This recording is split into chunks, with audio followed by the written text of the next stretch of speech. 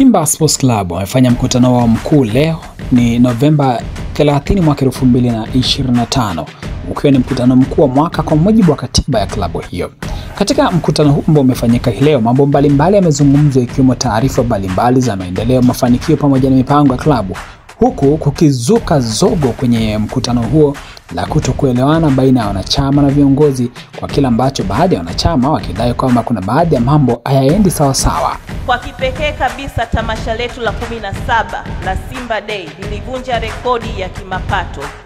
Tulikusanya kiasi cha shilingi milioni 660 kwa viingilio vyenu, lakini vile vile tulipata dhamini za takribani milioni 400, lakini vile vile 90% ya waliojitokeza katika tamasha hili walikuwa wamevaa jezi za msimu mpya. Kwa kipekee mmetuheshimisha.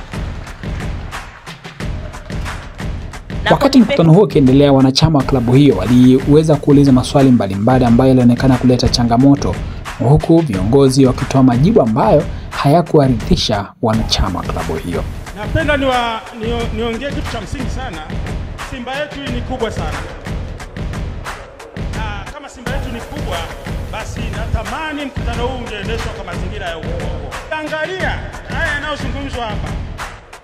Kuna mengine ya kitaalamu, kuna mengine ya kisheria, yanahitaji utaratibu mzuri ambao wewe mwenyekiti utakuwa msikivu na kuwasikiliza wanachama wako wana matakwa gani au wana madukuduku gani katika kutokana na utaratibu wa agenda zilizopo. Ukiangalia mambo ya fedha yanasoma hapo, ilitakiwa kuwa na projector ndani, watu wanafuatilia kitu kimoja baada ya kingine. Lakini yale mambo ya kisheria pia na yale mambo ya kitaalamu pia ufungwa kwa ukubwa wa wanachama hawa.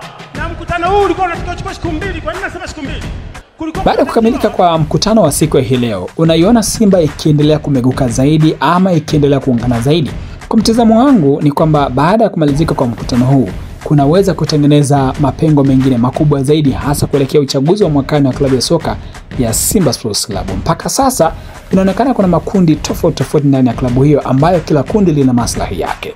Simba kwa muda mrefu sasa imekuwa na nyakati ambazo zina tofautiana, huku migogoro ya chini ndani ya klabu hiyo ikionekana kuwa inaendelea kuimarika na kukua zaidi kutokana na sababu mbalimbali za kiuongozi ndani ya klabu. Lakini wana Simba wenyewe wanafahamu haswa chanzo cha migogoro hiyo.